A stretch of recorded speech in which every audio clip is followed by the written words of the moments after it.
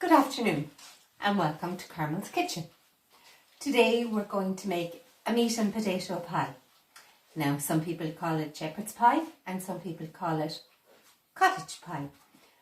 So today we're just making a pie with potato on the top because we want to use some of the stuff that we've got in the store cupboard, or if you still have store cupboards that have stuff in them. So we're going to put mashed potatoes on top of ours today, and we're going to use beef. So shepherd's pie was traditionally made with lamb or mutton, and cottage pie made with beef. If you mash the potatoes, you had cottage pie. If you slice the potatoes, you had Cornish hot pot. And if you put pastry on the top, you had Lancashire hot pot. So it all depended, I guess, on where you were from as to what kind of way you liked it. So for today, we're just going to have our onion, which I have here, and I put a little drop of oil in the pot first, and I have just my onion in here that I'm just cooking off until it's soft. Now, just because I have a few mushrooms in my fridge that I want to use up, I'm going to put in some mushrooms. Anyway, I like mushrooms in my meat pie. I think there's a very nice taste of them. So, in here we go. And we're just going to be making it in a small casserole dish. So I have 250 grams of minced beef. I think that was about 4 mushrooms that I had chopped up, and I've got a carrot. And my carrot I have just cut into nice small little pieces. So if there are little people around in your house that you want to entice to be eating this dinner, and they'd say, oh, I don't like carrots, or I don't like this. Well, if you just get your carrots and your grater, and if you grate it, and by the time your shepherd's pie is cooked, it'll all be cooked down into very, very little that you won't know. So your carrots then just take a little bit of time because they need to cook up a small bit. Okay. Into this now I'm going to add my mince. Which is here. So there's my mince.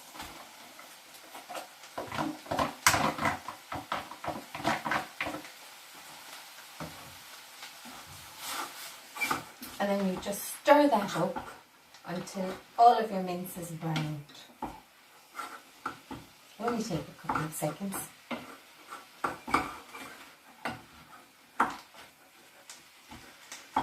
Okay, so I also have cooked my potatoes, which I want to mash and put on the top of my pie.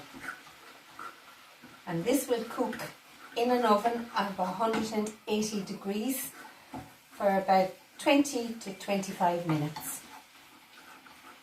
So 180 degrees, that will be gas mark 5.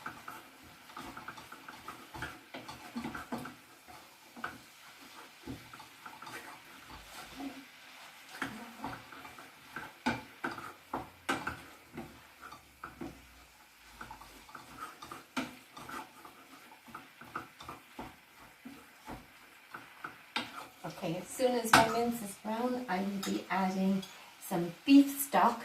So I've got almost a half a pint of beef stock, 300 millilitres. I will be adding a teaspoon of tomato puree and some Worcester sauce. Then I will put it back on and I will leave it cook away and leave it reduce down, because you don't want to be putting your potatoes on the top of it when it's very liquidy. And when we put the potatoes on the top, we have to be kind of seal it up against the side, because there's nothing worse than when the gravy comes out and over and it makes the potatoes all soft. I think in most households it is one of the most favourite dinners.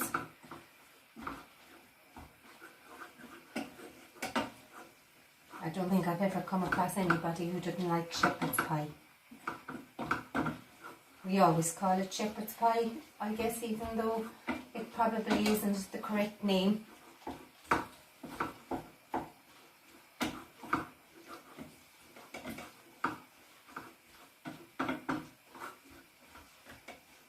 Sounds much better though than meat and potato pie.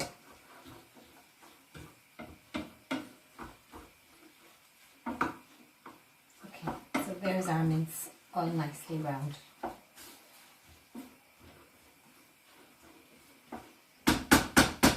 So into that now I'll add my stock. So this is just a beef stock cube. Maybe just pull back a little bit out and we'll see. If we need to add more, you can always add more, but it's taken out, you can't really do.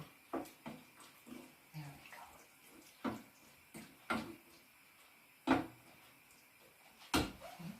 And just a little teaspoon about of tomato puree.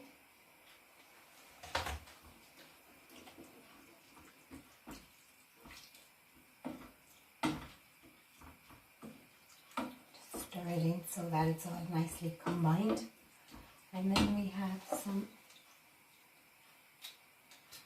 Yorkshire relish, Worcester sauce, and that goes. It's very good for flavour. If you don't have it, don't worry about it, you can leave it out.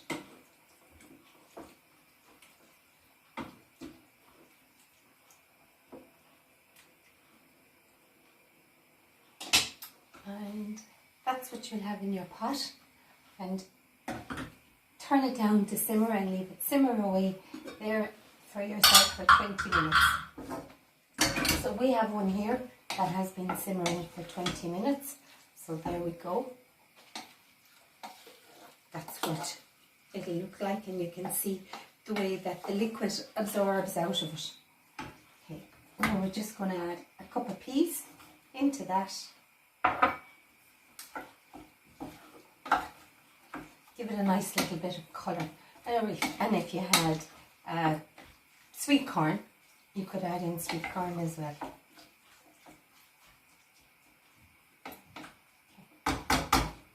So that's good.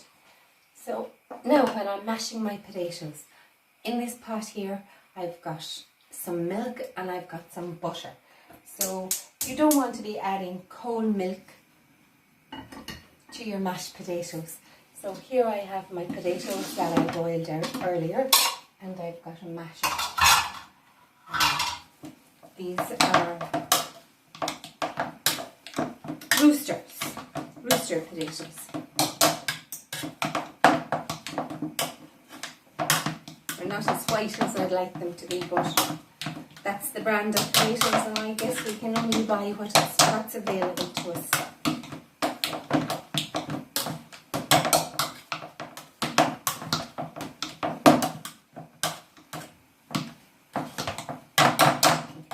And I just have to taste this to see, do I need to add salt and pepper to it?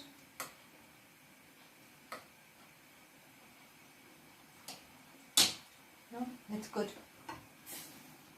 So here's my milk. I'm just going to pour that on my potatoes.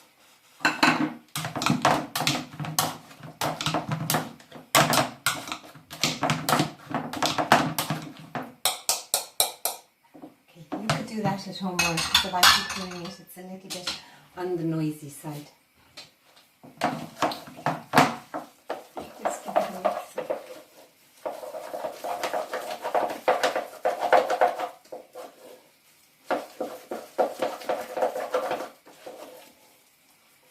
There we go, nice creamy mashed potatoes. So now I'm going to put the one that I had ready from earlier into my dish.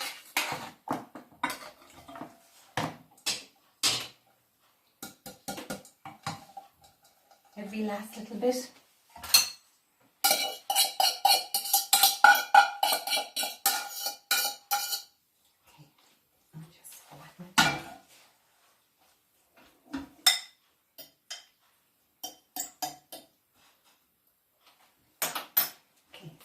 This is what it looks like, and the peas give it a nice little bit of colour. So we'll just put our potatoes on top. And when you're putting the potatoes on top, if you go around the outside,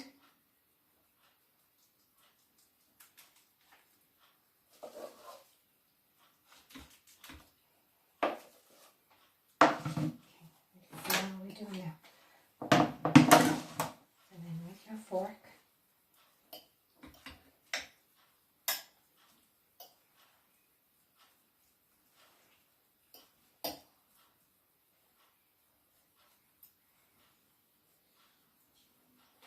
Just put our extra little piece here. There we go.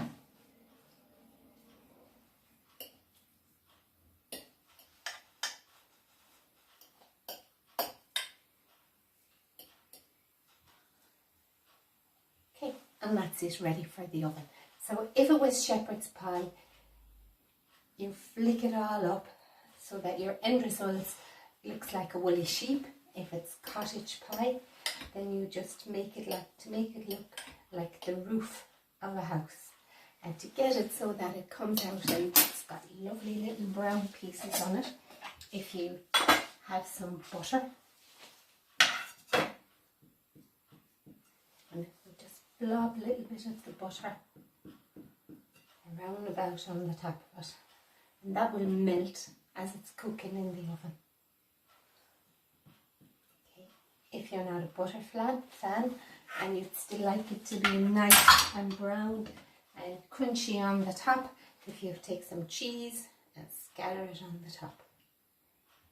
Okay, so that goes into your oven at 180, gas mark 5 for 20, 25, 30 minutes. And voila, this is what you should have. Okay, so that's shepherd's pie, as simple and easy as I could make it for you. So best of luck and enjoy. Cheerio, bye, see you again.